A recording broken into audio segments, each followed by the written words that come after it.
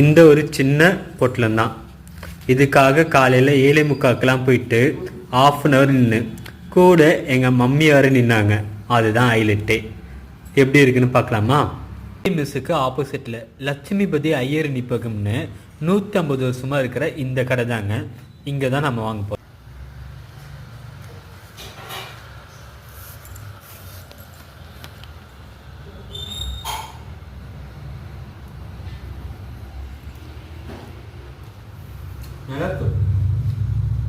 அடடா, அந்த நல்லா மசாலாலாம் போட்டு மெலிசா மைஸா அந்த சுண்டல் அதுக்கு ஸ்டைலில் 150 வருஷமாக இருக்கிற கடை இது.